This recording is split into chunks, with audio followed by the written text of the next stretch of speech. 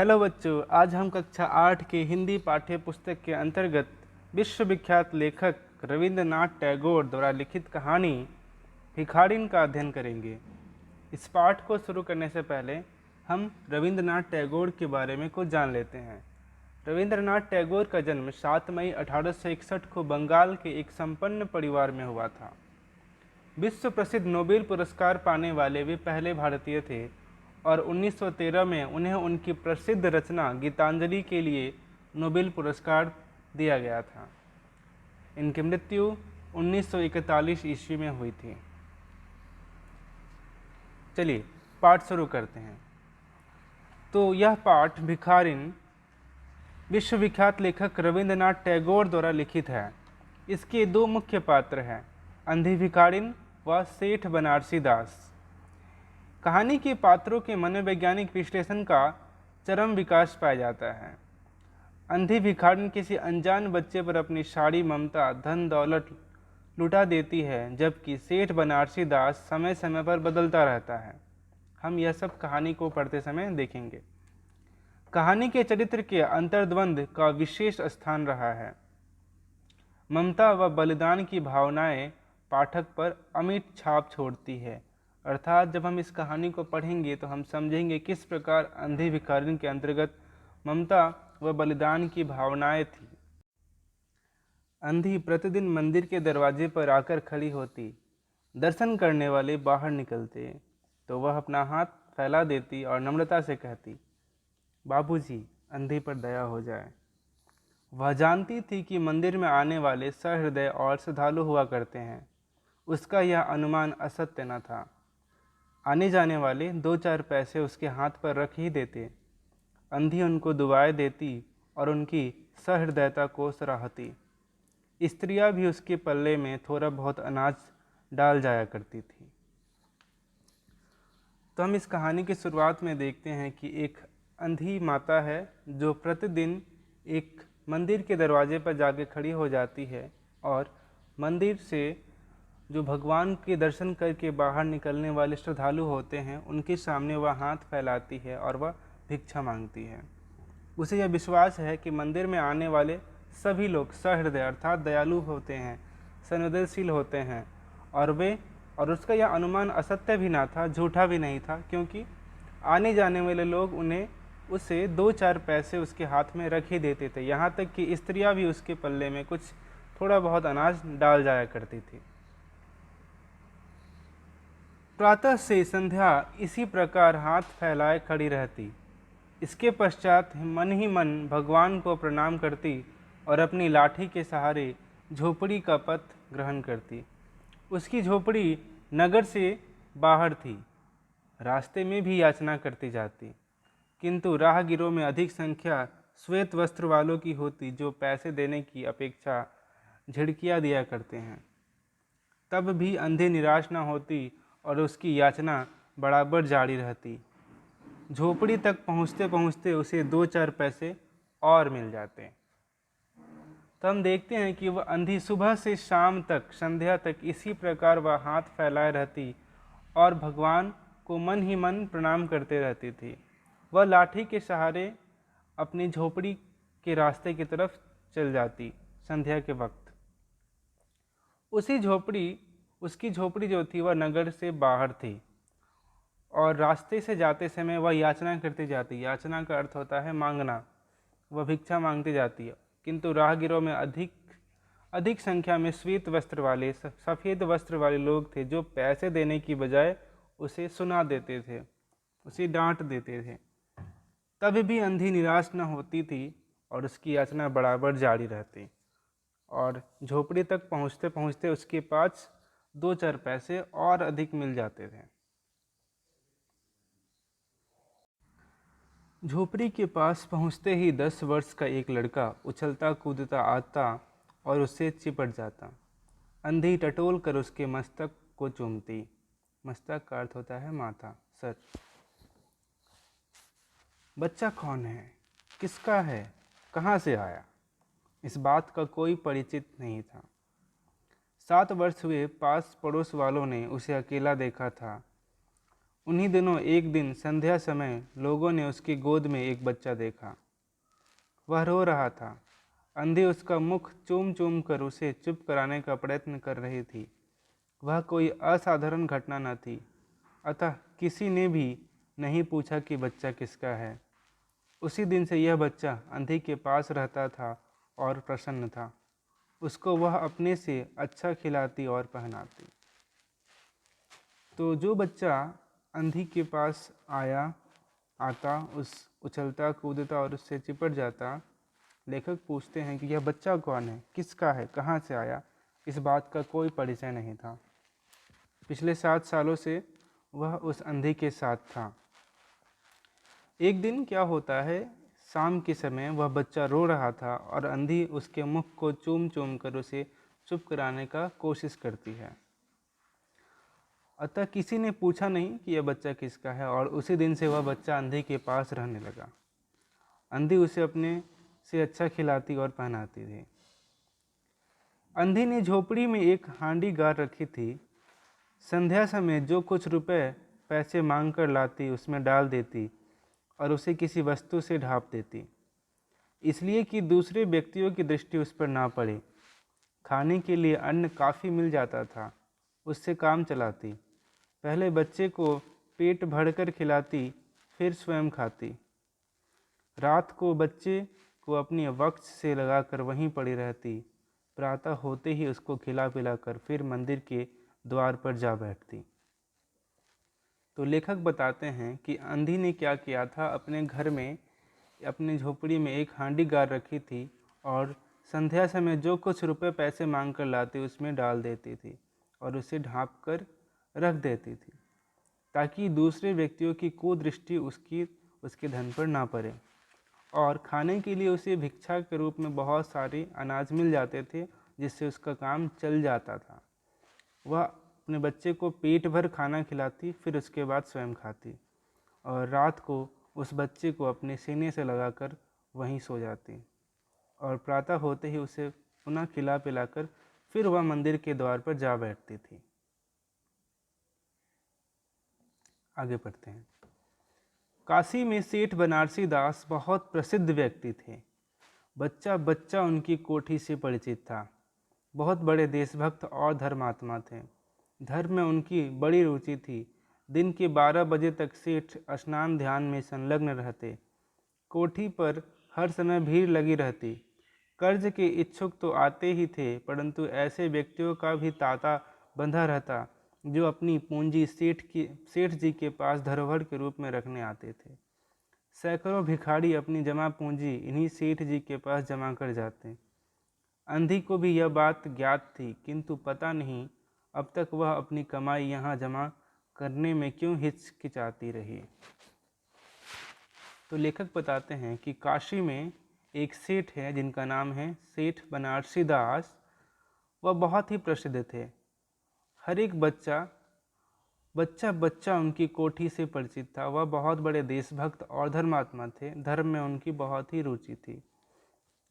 उनकी कोठी पर, उनके घर पर हर समय लोगों की भीड़ लगी रहती थी। कुछ लोग कर्ज के इच्छुक तो आते ही थे, साथ साथ ऐसे लोगों का भी तांता तांता अर्थात लोगों की भीड़ लगे रहना, ऐसे लोग भी आते रहते थे जो अपनी पूंजी सेठ जी के पास धरोहर के रूप में जमा करने आते थे और सैकड़ों भिखारी भी अपनी जमा पूंजी इन्हीं के पास जमा कर जाते। अंधी को भी यह बात पता था, लेकिन पता नहीं क्यों वह अब तक अपनी जमा पूंजी को यहाँ पर जमा करने में हिचकिचाती रही। आगे, उसके पास काफ़ी रुपए हो गए थे। हांडी लगभग पूरी भर गई थी। उसको शंका थी कि कोई चुरा न ले। एक दिन संध्या समय अंधी ने वह हांडी उठाई और अपने फटे हुए आंचल में छिपाकर सेठ जी की कोठी पर पहुंची। तो जब अंधी के झोपड़ी में गाड़े हुए हांडी लगभग रुपयों से पूरी भर गई, तो वह उसे अब डर हो गया कि कोई उसके रुपए चुरा न ले। इसलिए वह शाम के समय उस हांडी को उठाकर अपने फटे हुए आंचल में छिपाकर सेठ जी की कोठी पर जा पहुंचे। सेठ जी बही खाते के पृष्ठ उलट रहे थे। उन्होंने पूछा, क्या है बुढ़िया? अंधी ने हारनी उनके सामने सरका दी और डरते डरते कहा, सेठ जी इसे अपने पास जमा कर लो, मैं अंधी अपाहिज कहाँ रखती फिरूंगी। सेठ जी ने हांडी की ओर देखा और कहा, इसमें क्या है? अंधी ने उत्तर दिया, भीख मांग मांग कर अपने बच्चे के लिए 2-4 पैसे संग्रह किए हैं, अपने पास रखते डरती हूँ, कृपया इन्हें आप अपनी कोठी में रख लें। अब यह सुनने के बाद सेठ ने मुनीम की ओर संकेत करते हुए कहा, बही में जमा कर लो। फिर बुढ़िया से पूछा, तेरा नाम क्या है? तेरा क्या नाम है? अंधी ने अपना नाम बताया। मुनीम जी ने नकदी गिनकर उसके नाम से जमा कर ली और वह सेठ जी को आशीर्वाद देते हुए अपनी झोपड़ी में चली गई।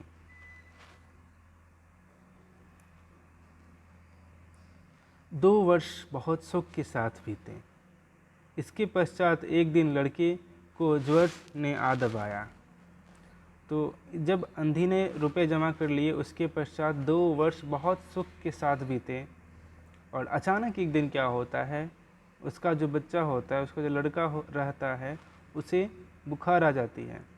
अंधी ने दवा दारू की, झाड़ फूक से भी काम लिया, टोने टोटके की परीक्षा की, परंतु सभी प्रयत्न व्यर्थ सिद्ध हुए। लड़के की दशा दिन प्रतिदिन बुरी होती गई। अंधी का हृदय टूट गया। साहस ने जवाब दे दिया, वह निराश हो गई। तो जब अंधी के लड़के को ज्वर ने आ दबाया, उसे बुखार हो गया, तो उसने बहुत सारे प्रयत्न किए, किंतु सारे प्रयत्न व्यर्थ सिद्ध हुए। लड़के की दशा दिन प्रतिदिन बुरी होती गई और अंधी का हृदय टूट गया था और साहस ने जवाब दे दिया था। अंधी निराश हो गई थी, परंतु फिर ध्यान आया कि संभवतः डॉक्टर के इलाज से फायदा हो जाए। इस विचार के आते ही वह गिरती पड़ती सेठ जी की कोठी पर जा पहुंची। सेठ जी उपस्थित थे। सेठ जी वहीं पर थे। अंधी ने कहा, सेठ जी मेरी जमा पूंजी में से 10-5 रुपये मुझे मिल जाए तो बड़ी कृपा हो। मेरा बच्चा बीमार है, डॉक्टर को दिखाऊंगी। सेठ जी ने कठोर स्वर में कहा, कैसी जमा पूंजी, कैसे रुपए? मेरे पास किसी के रुपए जमा नहीं है। अंधी ने रोते हुए उत्तर दिया, 2 वर्ष हुए मैं आपके पास धरोहर रख गई थी, दे दीजिए, बड़ी दया होगी। सेठ जी ने मुनीम की ओर रहस्यमयी दृष्टि से देखते हुए कहा, जरा देखना तो इसके नाम की कोई पूंजी जमा है? जमा है क्या? तेरा नाम क्या है री? तो रहस्यमय दृष्टि का अर्थ होता है रहस्य भरी नज़रों से। तो सेठ मुनीम की तरफ रहस्य भरी नज़रों से पूछते हैं, जरा देखो तो इसके नाम की कोई जमा पूंजी है भी या नहीं। तुम्हारा नाम क्या है, बताओ तो। अब यह बात सुनकर अंधी की जान में जान आई। जब तो और उसे क्या लगा, और उसे आशा बंधी। पहला उत्तर सुनकर उसने सोचा कि सेठ बेईमान है। पहला उत्तर कौन सा? कि कैसी जमा पूंजी, कैसे रुपए, मेरे पास किसी के रुपए जमा नहीं है। यह सुनकर अंधी को लगा कि शायद सेठ के मन में बेईमानी आ चुकी है, किंतु दूसरा उत्तर सुनकर उसे लगा कि शायद उसे ध्यान न रहा हो। तो वही लिखा गया है, किंतु अब सोचने लगी संभवतः उसे ध्यान न रहा होगा। ऐसा धर्मी व्यक्ति भी भला कहीं झूठ बोल सकता है। उसने अपना नाम बता दिया। मुनीम ने बही को उलट पलट कर देखा, फिर कहा, नहीं तो इस नाम पर 1 पाई भी जमा नहीं है। अंधी वहीं जमी बैठी रही। उसने रो रो कर कहा, सेठ जी परमात्मा के नाम पर, धर्म के नाम पर कुछ दे दीजिए, मेरा बच्चा जी जाएगा, मैं जीवन भर आपके गुण गाऊंगी। परंतु पत्थर में जोक न लगी। अर्थात सेठ का हृदय पत्थर का हो गया था और अंधी की बातों से उसे जरा भी फर्क ना पड़ा। सेठ जी ने क्रुद्ध होकर उत्तर दिया, अर्थात क्रोधित होकर उत्तर दिया, जाती है या नौकर को बुलाऊं? अब अंधी लाठी टेक कर खड़ी हो गई और सेठ जी की ओर मुंह करके बोली, अच्छा भगवान तुम्हें बहुत दे, और अपनी झोपड़ी की ओर चल दी। यह आशीष ना थी। अंधी ने जो कहा, अच्छा भगवान तुम्हें बहुत दे, यह आशीष ना थी बल्कि एक दुखी का साप था।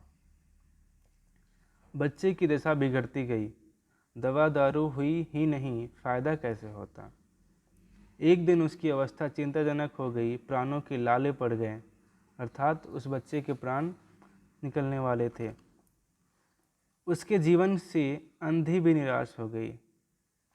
सेठ जी पर रह रह कर उसे क्रोध आता। इतना धनी व्यक्ति है, 2-4 रुपये दे देता तो क्या चला जाता, और फिर मैं उससे कुछ दान नहीं मांग रही थी, अपने ही रुपए मांगने गई थी।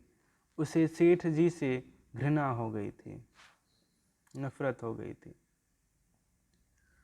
बैठे बैठे उसको कुछ ध्यान आया। उसने बच्चे को अपनी गोद में उठा लिया और ठोकरें खाती गिरती पड़ती सेठ जी के घर पहुंची और द्वार पर धरना देकर बैठ गई।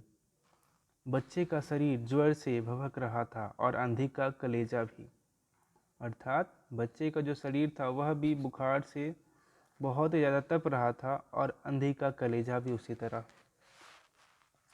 एक नौकर किसी काम से बाहर आया। अंधी को बैठा देख उसने तुरंत सेठ जी को सूचना दी। सेठ जी ने आज्ञा दी कि उसे भगा दो, लेकिन नौकर ने अंधी से चल जाने को कहा, किंतु वह उस स्थान से हिली ही नहीं। जब नौकर ने मारने का भय दिखाया, पर वह टस से मस तक न हुई।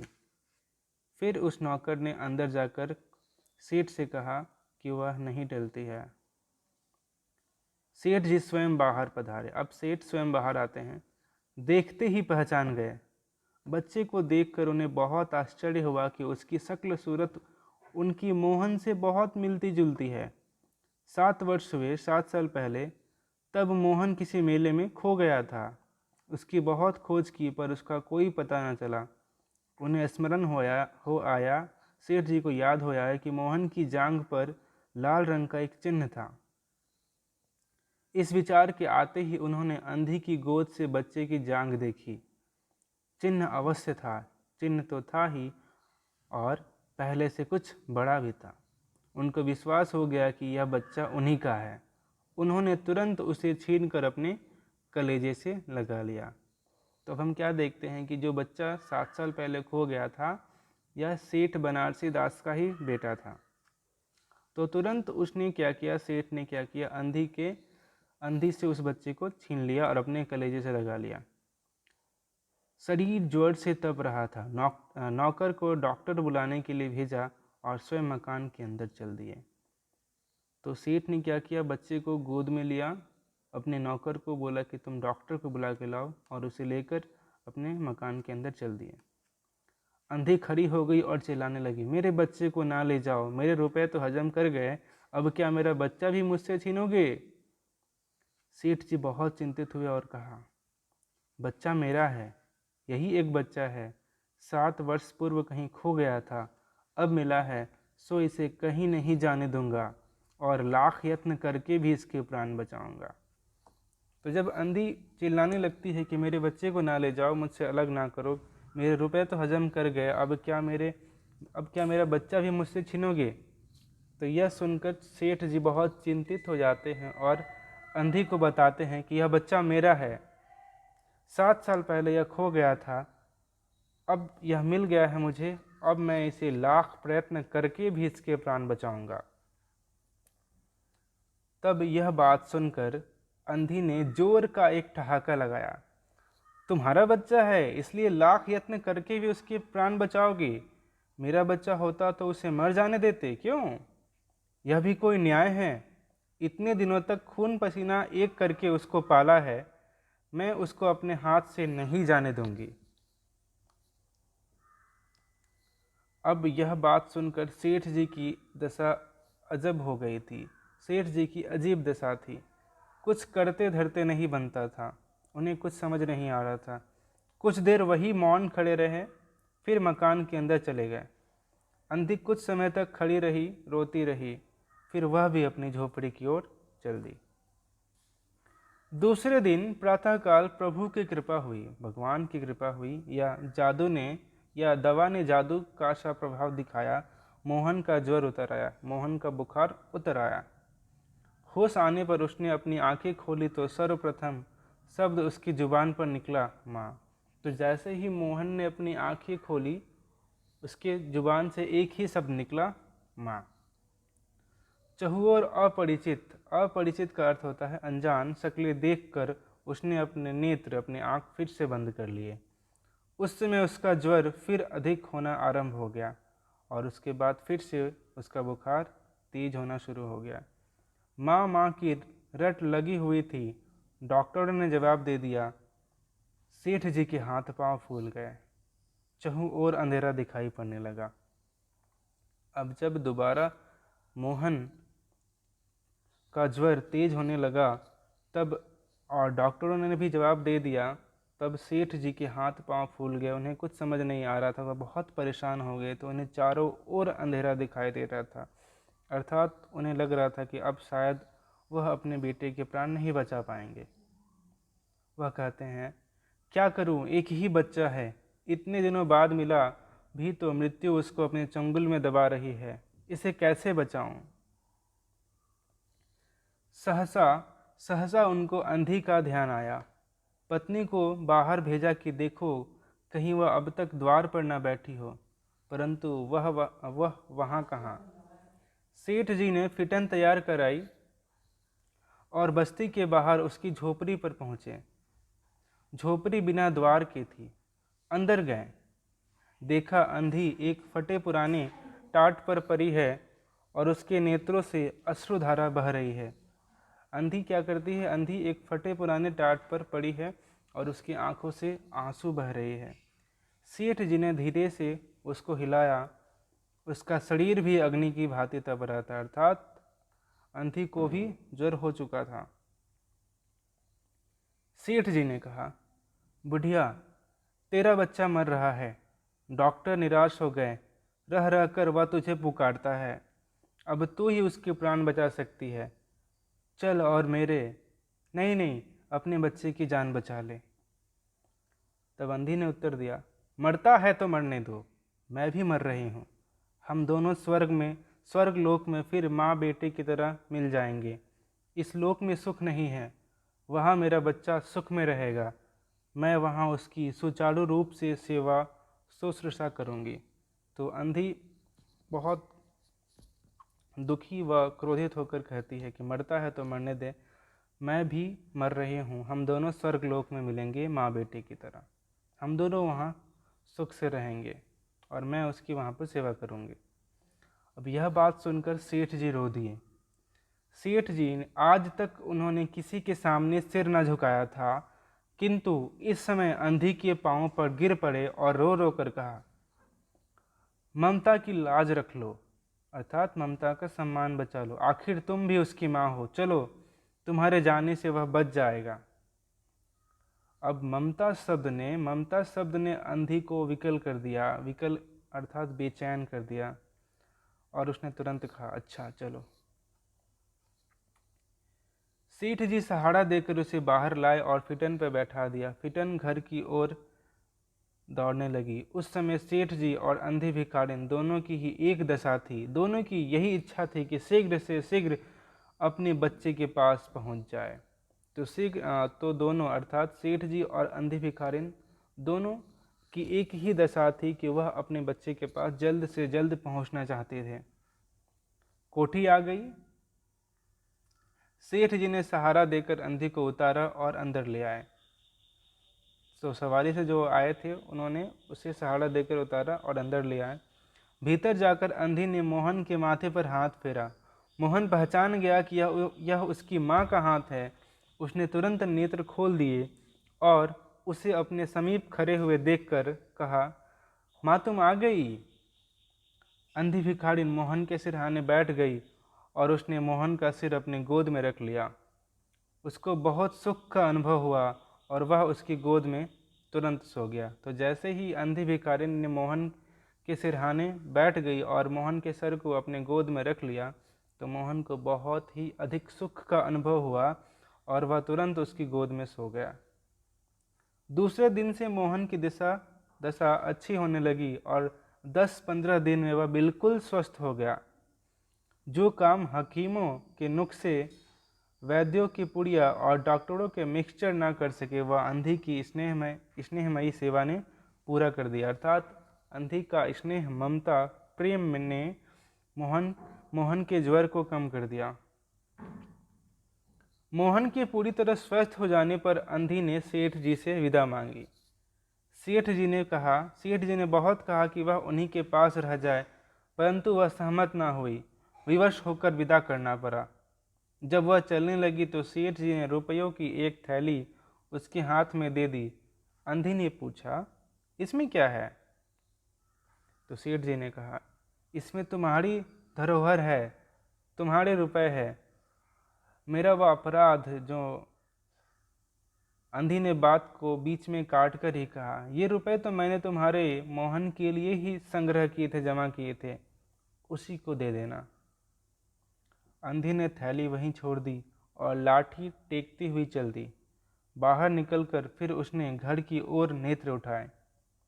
उसके नेत्रों से अश्रु बह रहे थे, किंतु वह एक भिखारिन होते हुए भी सेठ से महान थी। इस समय सेठ याचक था और वह दाता थी।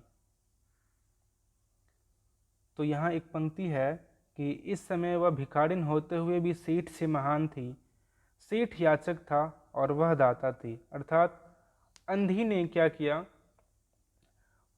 सेठ के पुत्र मोहन की जान बचाई। इस प्रकार वह दाता थी और सेठ याचक था, जिसने अपने बेटे के प्राणों की भिक्षा अंधी से मांगी थी और अंधी ने उसे प्रदान किया था। तो इस प्रकार हम देखते हैं कि हमारी यह कहानी भिखारिन एक बहुत ही हृदय स्पर्शी कहानी है। अब आप सभी बच्चे इस कहानी के शब्दार्थ को अपनी अभ्यास पुस्तिका में लिखेंगे, इसे याद करेंगे। साथ ही साथ इसमें अभ्यास से जुड़े हुए जितने भी प्रश्न दिए गए हैं, इनके उत्तरों को अपनी अभ्यास पुस्तिका में पाठ से देखकर खोज कर करने का प्रयास करेंगे।